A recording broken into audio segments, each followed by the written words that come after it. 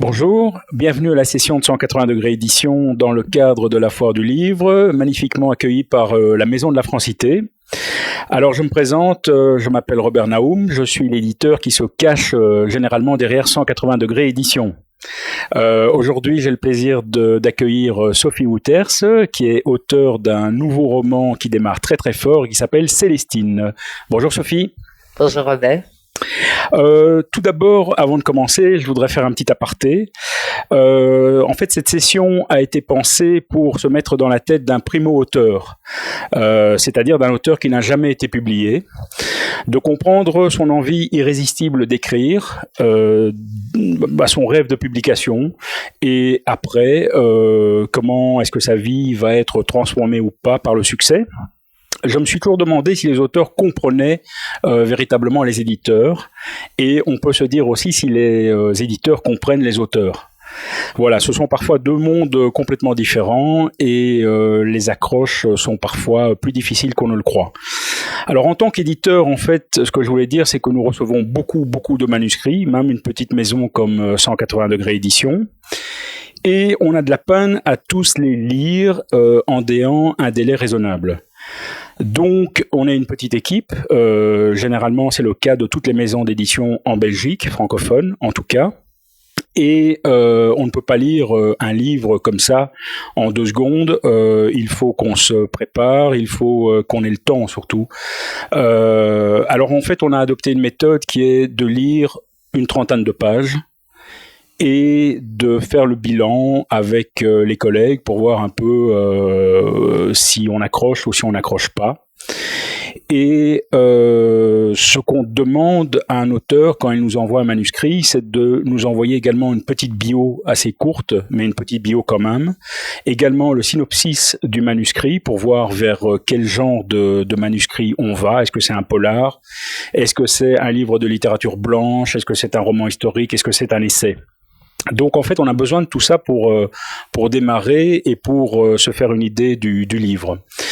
Alors évidemment, lire une 30aine de pages ou disons un peu plus, voilà, le truc c'est que peut-être le début du livre ne nous accroche pas, et peut-être qu'après justement ces fameuses 30 pages, c'est une perle. Alors on ne sait pas évidemment, mais il faut bien choisir une méthode de travail, et notre méthode avec notre petite équipe et le temps qui nous est imparti, c'est d'aller vers ces 30 pages, et puis bon, si c'est une perle, ben on l'aura loupé. Et je pense qu'il y a beaucoup d'éditeurs qui ont loupé des romans qui en valaient la peine parce qu'ils n'ont pas été assez loin. Mais tout ça, ce sont des éléments subjectifs, parce que qui sommes-nous en fait éditeurs pour juger le travail d'un auteur? J'ai beaucoup de respect pour les auteurs qui vont jusqu'au bout de leur démarche, donc qui prennent le temps, qui prennent l'énergie d'écrire un livre. C'est très compliqué d'écrire un livre, de se mettre derrière la table, derrière le clavier, et donc j'ai beaucoup de respect pour les auteurs en général, et tous les manuscrits qu'on reçoit, on les traite d'une manière ou d'une autre. On essaye d'aller le plus loin possible, en tout cas au minimum vers ces 30 pages. Alors ça c'est le côté éditeur, donc évidemment il y a des choses un peu plus subjectives comme le style, comme la forme, comme l'histoire, le fond, voilà, mais on ne va pas rentrer dans ces détails-là. Et ce que je voudrais voir maintenant, après avoir un tout petit peu parlé de mon rôle d'éditeur, c'est de voir ce qu'il y a dans la tête d'un auteur ou d'une autrice. Donc rebonjour Sophie, bienvenue. Voilà, alors en fait, je voudrais que vous nous expliquiez votre parcours créatif et votre chemin pour une maison d'édition, au sens large. Et peut-être d'abord, très brièvement, la première question, qui êtes-vous, Sophie Wouters? Au départ, je suis artiste peintre, mais bien parce qu'il faut me classifier, parce que quelque part, je mélange plein de techniques. Donc, je dirais plutôt que je suis une artiste plasticienne, et j'ai énormément parlé pendant 20 ans dans mes tableaux, dans mes œuvres, de l'être humain, jusqu'au jour où, je sais pas, j'ai une sorte d'overdose, et pendant 1 an, j'ai travaillé énormément l'abstraction. Et puis, bizarrement, après avoir eu cette passe où j'ai fait énormément d'abstraction, j'ai eu un désir d'écrire. Alors, on pourrait se demander comment, tout à coup, le désir d'écrire apparaît comme ça. En fait, j'ai toujours eu énormément d'imagination et j'ai toujours eu plein d'idées de romans dans la tête. À la limite, j'ai envie de dire, quand les autres comptaient sans doute les moutons, moi, tous les soirs, je m'imaginais, enfin pas tous les soirs, enfin souvent, des romans, mais sans imaginer un instant qu'un jour j'aurais le courage d'en écrire un. Voilà, c'était... Et puis un jour, j'en ai écrit un très très long, mais comment dire, qui m'a demandé un travail immense. Et puis une fois terminé, j'ai perdu confiance. Enfin, quand je l'ai posté, j'ai perdu confiance en moi au niveau style littéraire. Et je ne pensais pas en commencer un deuxième. Et puis Célestine est née d'une façon totalement impromptue. Je ne savais même pas 5 minutes avant que j'allais le commencer. Et puis je me suis mis devant mon ordinateur et j'avais écrit 2 pages. Qu'est-ce que je viens d'écrire? J'ai presque envie de dire comme si quelqu'un guidait ma main. Je sais pas l'expliquer autrement. Et puis très vite, j'ai eu la structure de mon livre dans la tête. Très vite, je me suis aussi laissée guider par les personnages. Et j'ai été portée, je sais pas, et je me rendais compte que la spontanéité me réussissait fortement dans cette écriture. Et j'ai décidé de le continuer ainsi. Mais toujours, j'avais déjà ma chute dans la tête. Au lieu de faire des plans, j'avais cette structure dans ma tête. Et je ne sais pas ce qui m'a pris. Voilà, Célestine est née d'une façon un peu impromptue, oui. À partir du moment où vous avez commencé Célestine, est-ce que vous avez une envie irrépressible d'écrire? Quel a été votre rythme? Et puis, vous avez déjà un peu répondu à la question, mais ce sont vos personnages qui vous ont guidé ou vous aviez déjà un plan? Apparemment, vous m'avez dit que vous connaissiez la chute, mais entre les deux... C'est les deux à la fois. J'ai envie de dire, j'avais mes personnages en tête, j'avais quelque part mon histoire en tête, mais par moments, oui, c'est les personnages qui nous guident aussi. Je sais pas, qui s'affinent, donc oui, c'est les deux. Au niveau du style, est-ce que vous avez trouvé tout de suite votre style? Vous avez tâtonné? Comment est-ce que ça s'est passé? Immédiatement. Je sais pas, c'était comme si ce premier très très long que j'avais écrit,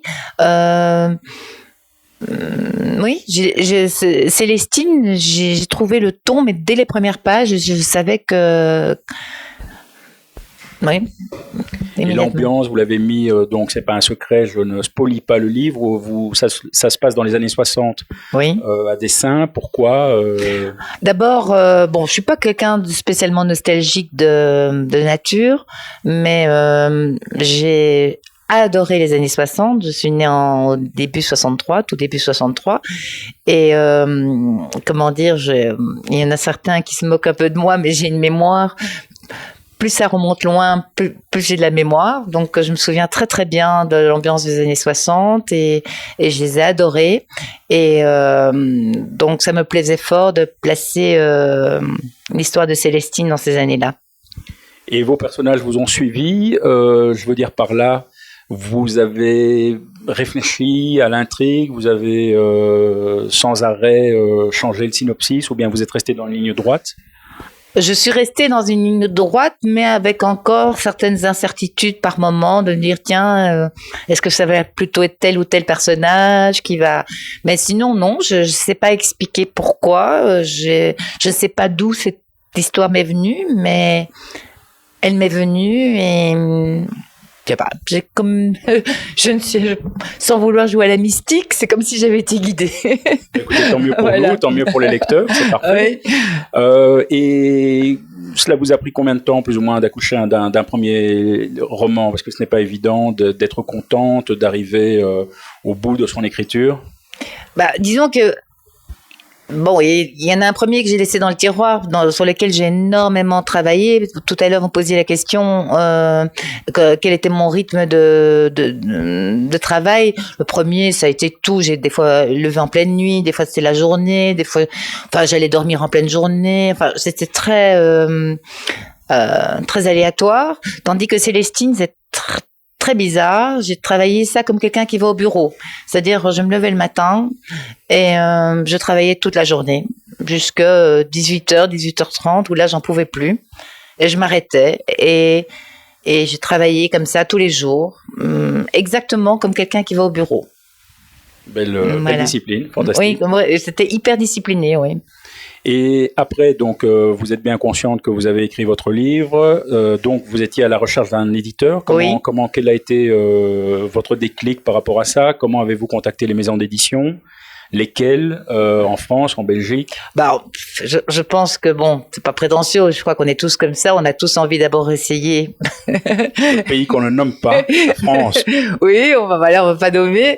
Mais enfin, voilà, on essaye les grandes en France. C'est comme ça et on espère. Et puis oui, j'ai reçu des refus. Et puis, comment dire, jusqu'au moment où j'ai contacté Amélie Nothomb. En fait, c'est quelqu'un qui m'a poussée à la contacter parce qu'il savait que je la connaissais, mais je l'avais plus vue depuis une vingtaine d'années. Et moi, j'avais aucune envie de l'embêter avec ça, mais vraiment aucune. J'ai dit, ok, j'ai dit, je vais quand même lui écrire pour demander conseil. Et là-dessus, elle m'a dit tout de suite, envoie-moi ton livre, je vais lire Célestine. Et alors, 2-3 jours après, j'ai reçu une lettre parce que je pense vraiment qu'elle a dû passer une nuit blanche. Enfin, on sait bien que ces nuits sont courtes, hein. Tout le monde est au courant qu'elle dort très peu. Donc, elle lit très vite. Elle lit très vite. Enfin, je sais pas si elle lit très vite, mais en tout cas, il faut moins qu'une nuit pour lire Célestine, ça c'est clair. Mais et donc, j'ai reçu une lettre et quand je l'ai ouverte, là, ça a été j'en revenais pas de ce que j'ai lu. J'étais complètement bouleversée, je peux le dire, abasourdie, oui. Eh bien, en tant qu'éditeur, moi aussi, j'ai été ravi vraiment de voir l'exergue qu'elle nous a réservé. Je peux le lire, si vous voulez. Oui. Je prends le livre, comme ça vous le voyez bien, Célestine. Alors, elle nous a dit, cette nuit, j'ai lu Célestine, ton texte m'a bouleversé, je n'ai pas pu m'arrêter, je te dois une nuit blanche. Amélie Nothomb. Mm-hmm. Donc, fantastique. Je pense que pour un premier livre, avoir une marraine, si je peux dire, de la sorte, c'est juste fantastique, hein, c'est merveilleux. Et puis ce qu'il faut dire, c'est que c'est très très rare qu'Amélie Nothomb accepte également que une de ses phrases. C'était un deuxième cadeau. C'était un deuxième cadeau. Un cadeau. C'était même pas pensable pour moi. Enfin, voilà. C'est merveilleux. Oui, c'est fantastique, en tout cas. Et après, donc vous avez écrit à Amélie Nothomb qui vous a répondu. Comment s'est passé votre cheminement pour trouver une maison d'édition? Pour vous trouver. Non, vous étiez en France. Oui, j'étais en France, puis j'ai des refus. Et puis non, c'est surtout, j'ai envie plutôt de dire que voilà, j'ai essayé des maisons d'édition. Et puis il y a eu la pandémie qui a commencé. Et là, comme je suis quelqu'un d'hyper intuitif, je me suis dit, après 2-3 jours, je dis, oh, non, ça va durer un temps fou, cette histoire. J'ai aucune envie de laisser Célestine dans le terroir et de me laisser, que le temps passe. Que le temps passe. Que le temps passe, etc. Et donc, j'ai commencé à avoir des audaces que je n'avais jamais eues auparavant. Parce que tout le monde pense que je suis une grande audacieuse, mais je suis la plus grande audacieuse pour les autres. Mais pour moi, je n'aime pas trop me mettre en avant. Et sur Facebook, je mettais juste mes tableaux, je mettais juste des likes sur des photos, un bon anniversaire, et ça s'arrêtait là. Autant dire que depuis 1 an, c'est plus du tout le cas. C'est-à-dire que j'ai décidé, après 2-3 jours, en fait, de mettre mon orgueil de côté et d'annoncer sur Facebook que j'avais écrit un livre et que je cherchais un éditeur. Et puis, j'ai décidé aussi de mettre un extrait par jour pendant 1 semaine. Et là, j'en suis pas revenue de ce que ça a engendré. C'était un truc vraiment de fond. Et mais c'est pas pour autant que j'avais trouvé un éditeur. Il y en a 1 ou 2 éditeurs qui sont venus vers moi.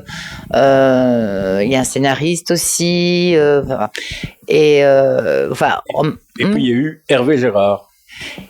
Hervé Gérard a eu le coup de cœur en fait avant la pandémie. Et et à peu près en même temps qu'Amélie Nothomb. Et comme il m'a dit, je t'ai laissé essayer en France comme tu le désirais. Ok. Et donc c'est pour en revenir au moment où, au mois de décembre, où là, j'ai pensé tout doucement à m'auto-publier. Je savais que c'était pas une bonne chose, vraiment pas une bonne chose. Vraiment pas une bonne chose. Vraiment pas une bonne chose. Que j'allais griller quelque part Célestine, etc. Mais en même temps, j'avais pas envie qu'elle reste dans le tiroir. Et c'est toujours à ce moment-là et c'est ce même jour qu'Hervé Gérard m'a envoyé un message en disant: est-ce que ça te dirait d'envoyer, que j'envoie ton tapuscrit à mon éditeur, c'est-à-dire vous. Et puis voilà, il a envoyé, et puis je suis là aujourd'hui avec vous. Fantastique. Écoutez, merci Hervé en tout cas. Alors Hervé, évidemment, vraiment, tout le monde le connaît, c'est l'ancien président de la Foire du Livre. Alors, merci Hervé Gérard, donc, un énorme merci. Qui est l'ancien président de la Foire du Livre, qui nous a mis en contact, Sophie et moi. Donc, alors vous avez passé plusieurs étapes. Vous avez fait l'écriture, vous avez fait le pas d'aller vers un éditeur, et même plusieurs éditeurs. Vous avez trouvé un éditeur, et après, comment pensiez-vous comment pensiez-vous que les choses allaient se passer? Donc, vous débarquez dans le monde de l'édition. Est-ce que vous pensiez que travailler avec les libraires, c'était facile, compliqué? Vous pensiez que travailler avec la presse pour qu'on parle de votre livre, c'était facile, compliqué? Comment vous, en tant qu'auteur, vous voyez en fait la vie d'un livre après publication? Je ne sais pas trop vous dire. J'ai toujours vécu à l'instinct, depuis toujours. Et il m'a toujours très très bien guidée. Et moi, ce qui est important dans la vie, c'est de faire. Voilà, je n'imagine rien, je fais. Et donc, je n'ai pas commencé à me poser 36 000 questions. Je pense toujours essayer de faire au mieux et de faire, et c'est tout ce qui m'importe. Donc, je ne sais pas répondre à votre question. D'accord, ok. Écoutez, en fait, c'est assez amusant parce que les auteurs parfois croient que le travail est terminé quand le livre est publié, alors qu'on leur dit justement à ce moment-là que le travail ne fait que commencer. C'est à ce moment-là où vous allez vous frotter au lecteur, c'est à ce moment-là que vous allez vous frotter au libraire. Le libraire, d'ailleurs, est le premier client, si on peut dire client avec des guillemets, et c'est le premier qui donne son avis sur un livre. Oui. Donc l'accueil auprès des libraires est très très important. Généralement, ils ont une expérience, ils ont du feeling, et donc on essaye de les suivre le plus possible, de les écouter. On vient même leur donner des services de presse avant la publication du livre. Donc c'est toutes des choses en fait que parfois l'auteur ne se doute pas. Et vous avez eu de la chance. On a été très très bien accueillis en librairie. Tout à fait. Notamment chez Marc Philipson et toute l'équipe de Filigrane, mais également d'autres librairies qui nous accueillent à bras ouverts. Donc on les remercie vraiment du fond du cœur. Et est-ce que vous attendiez justement, parce que vous avez fait votre première séance de dédicace, qui est aussi sauter un pas, c'est de passer de l'autre côté du miroir. Oui. Est-ce que vous attendiez un tel accueil, non seulement de la part des libraires, mais aussi de la part du public que vous venez de rencontrer, en fait? Ah non, alors absolument pas. Encore maintenant, là, non, je sais même pas si un jour j'arriverai à réaliser que c'est un truc de fou. Non. Comme Amélie Nothomb, vous devez maintenant apprendre tous les noms de vos fans, entre guillemets, par cœur. Hein. Il faut pas... je retiens beaucoup. Mais c'est une belle aventure, et ce qui est chouette, et normalement, dès que la pandémie le permettra, il y aura de plus en plus de dédicaces, il y aura également des rencontres, des festivals, des foires du livre, virtuel comme maintenant, donc on est très content, mais présentiel c'est encore mieux. Et puis voilà, l'aventure ne fait que commencer. Ah oui. Donc je voulais vous dire, Sophie, pour un coup d'essai, c'est un coup de maître. Et puis j'espère que ça va continuer très très longtemps et que vous aurez tout le succès que vous méritez. C'est gentil, oui, il y a que ça à espérer. Avec plaisir. Voilà, merci. Merci. Eh bien, on va continuer la session 180 degrés édition avec donc Alain de Dayne. Bonjour Alain. Bonjour. et Donald Georges, directeur de la Maison de la Francité. Bonjour Donald. Bonjour Robert. Donc on était à notre session où on essayait de parler avec des primo-écrivains pour voir un peu quelle était leur motivation, pourquoi se sont-ils lancés dans l'écriture. Et ici on est dans un cas un peu particulier. On avait Sophie juste avant qui est une auteure qui a eu besoin d'écrire à un certain moment, mais vous, c'est complètement différent.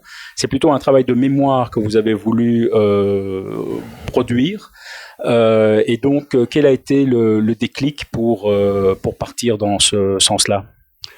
Le déclic, en fait, c'est dévoiler des secrets que je maintenais depuis longtemps en mémoire et que je me devais de les dévoiler au terme d'un décès de ma maman et d'une boîte que j'ai découverte avec des témoignages écrits qui corroboraient avec des versions que j'avais entendues quand j'étais petit. Je ne pouvais plus me taire parce que j'avais promis à ma grand-mère de ne jamais dévoiler les secrets qu'elle m'avait donnés concernant la détention de mon papa. Et donc sur base de cela, j'ai dit, bon, ou je fais tout, je fais rien. Et j'ai décidé alors de faire une étude pour d'abord vérifier si toutes les versions que j'avais reçues étaient exactes. Ça a pris plusieurs années. Et puis, je me suis dit que je devais peut-être, déjà pour mes enfants et pour mes petits-enfants, l'écrire pour qu'ils sachent ce que leur grand-père ou leur arrière-grand-père avait eu comme aventure qui est assez particulière, qu'il a eu finalement, au bout de compte, beaucoup de chance, mais que ces malheurs qu'il a vécus pourraient servir de leçon à toutes les générations qui n'ont pas connu cette période difficile. Tout à fait. Et donc, vous avez fait un travail assez exceptionnel de relire toutes les archives familiales, de tout retrouver, de tout recouper. Et vous avez fait d'abord ce premier travail avant de vous pencher sur l'écriture. C'est exact, parce que je ne voulais pas écrire un texte dans lequel on avait à mettre en doute la véracité d'une histoire. Je ne voulais pas écrire un roman dans lequel il y avait des fabulations. Et donc, le premier travail consistait à avoir tous ces documents qui étaient repris dans cette boîte, vérifier si tous ces documents étaient exacts. Donc, j'ai été voir des musées, notamment celui qui se trouvait des archives au Square d'Aviation à la commune d'Anderlecht, où là, on m'a sorti un dossier qui était assez surprenant. Et là, j'ai vu des faits qui m'ont à la fois surpris et qui étaient presque comme une gifle pour moi vis-à-vis d'un papa qui n'a jamais dévoilé la moindre histoire de ce chemin qu'il a parcouru. Et ça, c'était pour moi d'abord un choc assez terrible et que j'ai dû mettre alors en écriture. Et puis ensuite, j'ai même écrit au camp de concentration, parce qu'il en a fait plusieurs, pour vérifier s'ils avaient des archives concernant mon père qui était passé par là. Et j'étais surpris aussi de voir qu'il répondait, qu'il savait qu'il était passé par là avec son NN, son Nartungsnebel, les matricules qu'il recevait. Mais là où il se reste assez nébuleux, et là je dois me fier alors aux versions que j'ai reçues de ma grand-mère, le rôle qu'il avait à jouer dans ces différents camps de détention. Donc, et ça vous a pris combien de temps, ce travail? Plusieurs années. Plusieurs années avant de collationner pourquoi il était rentré à l'armée secrète, pourquoi il s'est fait prendre, dans quelles circonstances, le jugement du tribunal qui était prononcé ici à Bruxelles, et puis ces différents voyages d'un camp à l'autre. Il fallait suivre ce parcours qui est assez périlleux et retrouver tout ce chemin pour terminer finalement dans un camp situé à 100 km environ d'Auschwitz. Suit alors le chemin inverse, c'est-à-dire au moment de la délivrance par les Russes des camps de concentration, il fallait revenir, ce qui est presque aussi difficile que d'y rester. Et la dernière phase était une phase d'intégration, et là nous avons parfois des exemples criants chez nous actuellement, dans l'actualité, où, quand vous êtes prisonnier politique, il n'est pas bon de dire qu'on est prisonnier politique.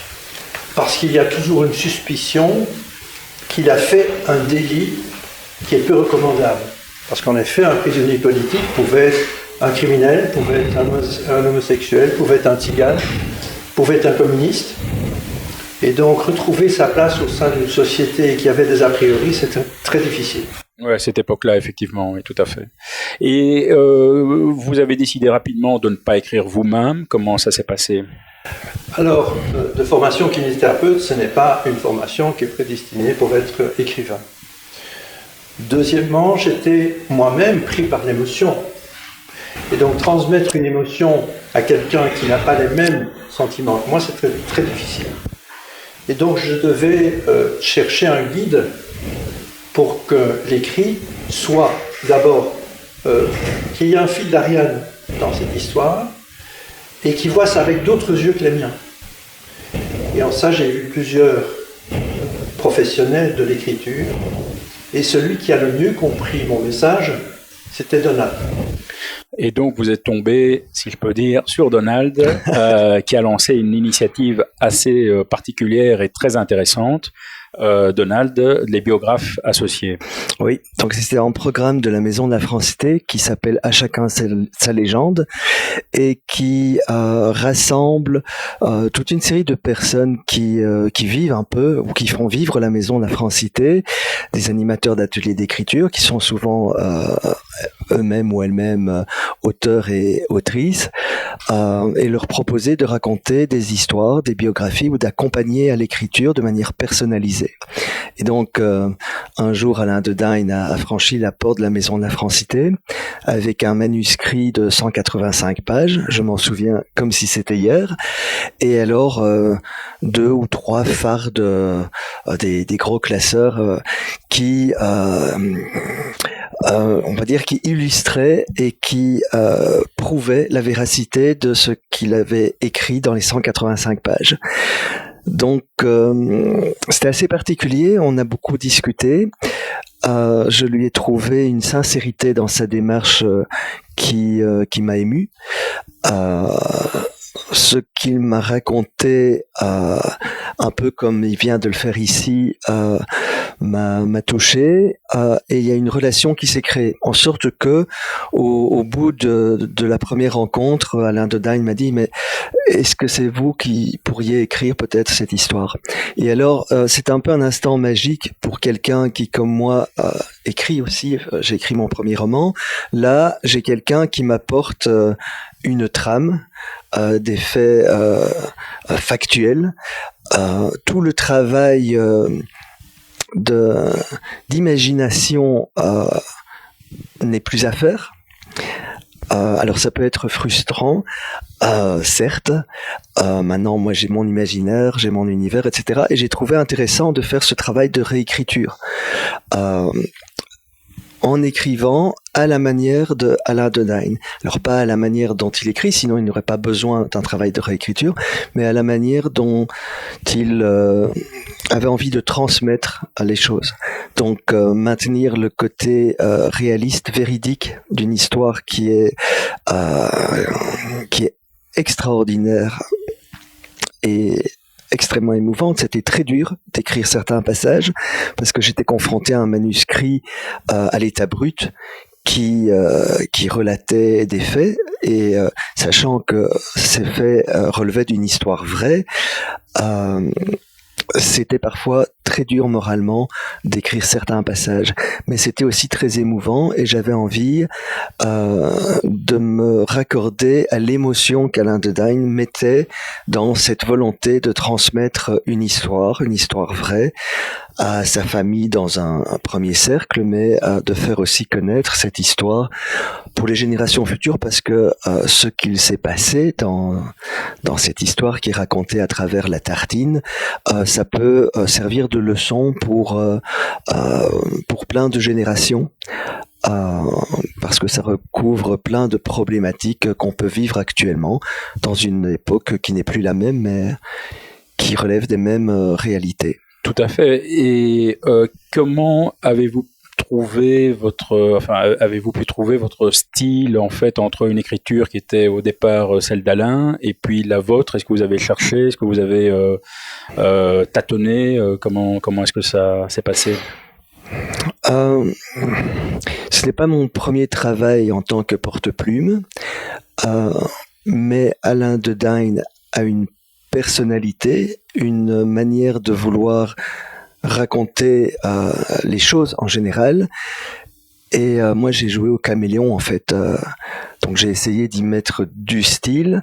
Ce n'est pas nécessairement le style que j'utiliserais pour l'écriture d'un roman qui me serait personnel. J'ai vraiment essayé de rentrer dans le costume d'Alain de Dyne, qui est quelqu'un de communicatif. Donc, on peut comprendre là où il veut emmener les gens, la manière dont il veut témoigner, avec une certaine pudeur. Sur des faits qui sont parfois impudiques et voilà, moi j'étais un caméléon, je pense. Oui, en effet, et pour moi c'était bien d'avoir un guide qui me permettait d'essayer d'être le plus objectif possible vis-à-vis d'une situation où on aurait tendance à être évaporé dans un roman ou dans des sentiments, alors que je voulais retranscrire des événements que tout citoyen belge à l'époque pouvait vivre. Mon père n'était pas un héros. Il y en a beaucoup comme mon père. Il y a beaucoup d'histoires similaires à mon père. Et j'estimais qu'aujourd'hui, tout le monde a vu des horreurs sur les camps de concentration, surtout focalisés sur les camps d'extermination. Mais il n'y a pas eu que ceux-là. Il y a eu les camps de travaux forcés dans lesquels il était. Que ces gens, lorsqu'ils sont sortis, lorsque les Russes les ont libérés, particulièrement en mai 1945, eh bien, ils étaient tout aussi perdus à l'extérieur qu'à l'intérieur. On n'en prend pas conscience.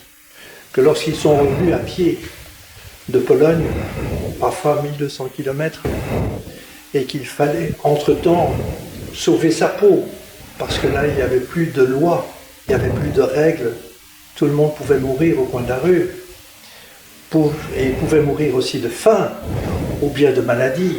Donc j'ai estimé qu'il fallait absolument rendre un témoignage à, non pas uniquement mon père, mais à tous ceux qui ont suivi le même chemin et qui ont subi les mêmes sévices et les mêmes difficultés, pas uniquement dans les camps, mais aussi en dehors du camp.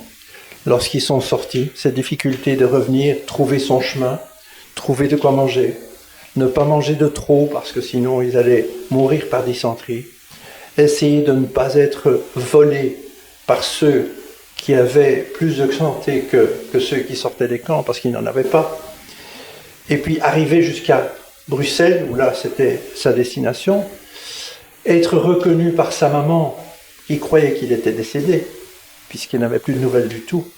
Elle ne reconnaissait même pas son fils, puisque lorsqu'elle l'a vu pour la première fois, elle a demandé « Monsieur, qui êtes-vous » Et il était parti depuis combien de temps? Il a mis environ 2 mois pour arriver jusqu'en... Non, je veux dire, il est resté dans les camps combien de temps? Ah, il est resté dans les... Donc il a été pris par la Gestapo en 1942, et il en est sorti en mai 1945. Mais je comprends l'émotion et donc vous avez tout à fait raison d'avoir trouvé un guide au niveau de l'écriture et puis aussi au niveau de la mise en place en fait du livre et du récit. Et Donald, effectivement, je comprends, votre travail n'est pas facile parce que c'est très émotionnel. Donc, j'ai eu le plaisir de publier La Tartine. Voici cette magnifique couverture d'ailleurs qui est due à Donald également. Et c'est un livre très émouvant. Je voulais encore vous demander comment justement est-ce que vous avez trouvé Donald, parce que le service qu'il rend est nouveau, je pense, à chacun sa légende. Oui, il venait de démarrer au moment où Alain de Dyne a passé la porte de la maison de la Francité. D'accord, à ce moment-là. Oui, quelques mois après, j'ai eu d'autres personnes qui sont venues nous trouver pour raconter leur histoire, mais ça n'a pas accroché. Mais parfois c'était très folklorique. D'accord. Et pas nécessairement racontable. parce que voilà, on est la Maison de la Francité, on se doit quand même on est quand même une institution qui a une mission publique. Et donc on sélectionne les histoires, les biographies sur lesquelles on peut travailler.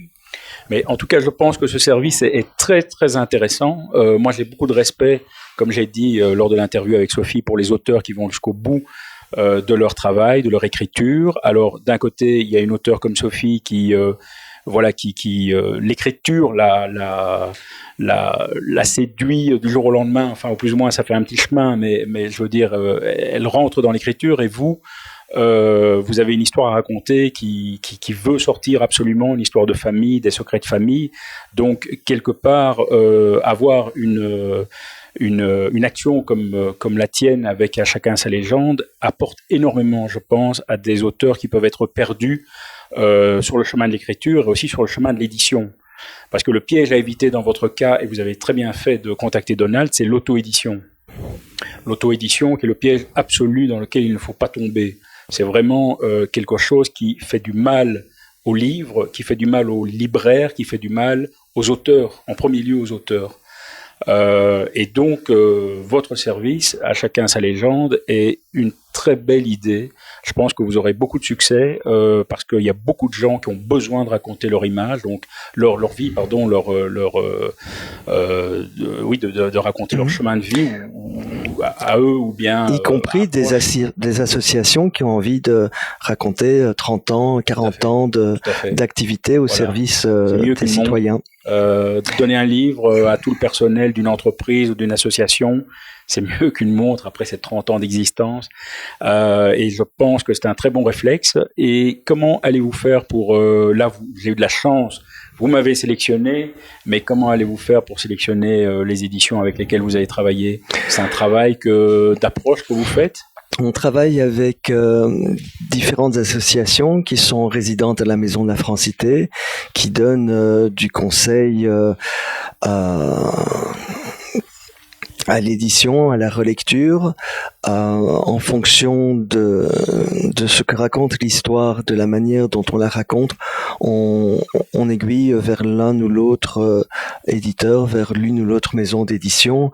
Et voilà, on n'a pas de chemin formel vis-à-vis d'une maison d'édition ou l'autre. On travaille un peu à l'intuition. Moi, je suis quelqu'un de très très intuitif et d'instinctif, et en fonction de ce que je pense, là où ça peut fonctionner.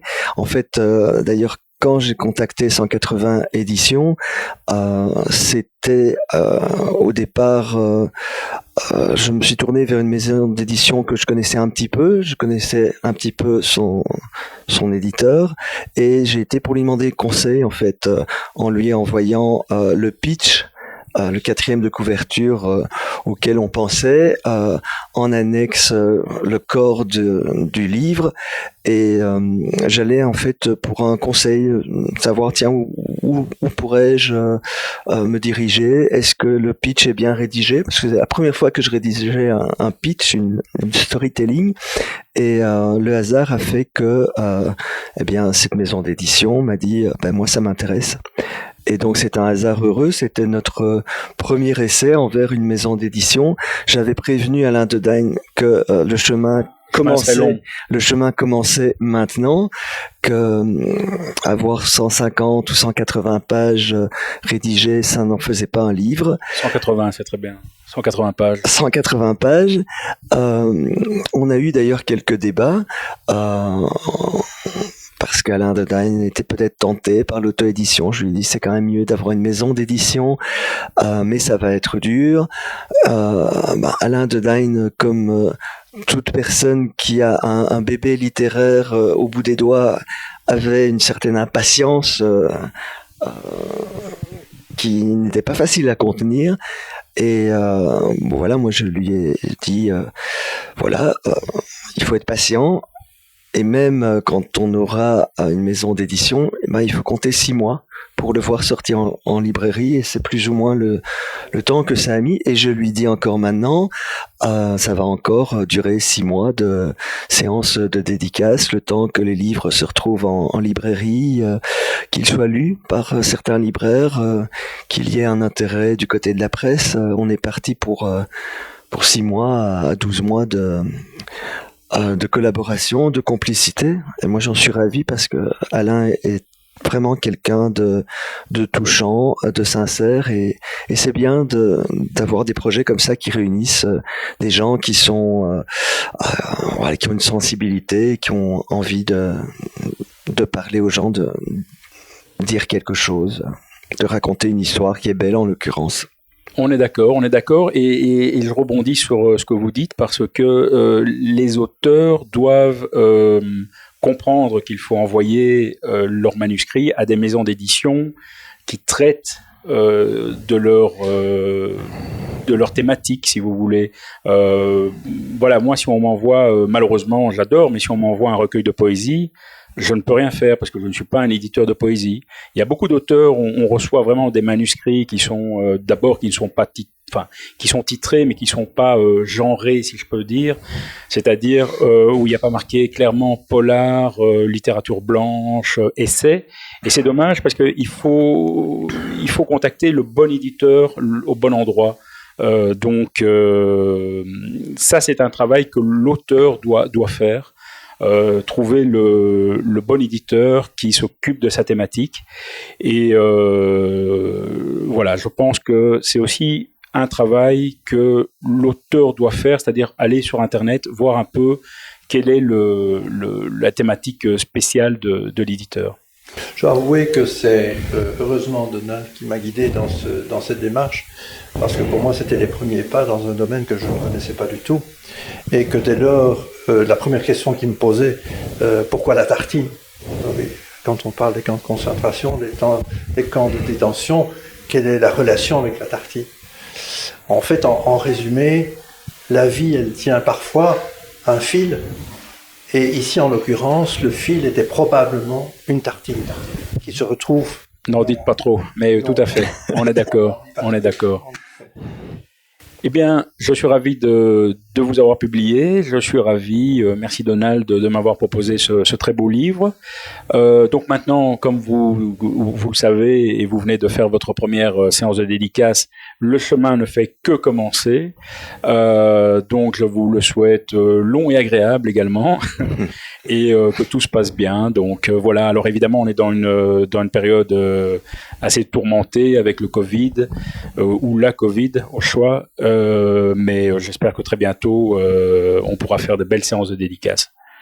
Voilà, bon succès. Merci. Merci beaucoup. Merci.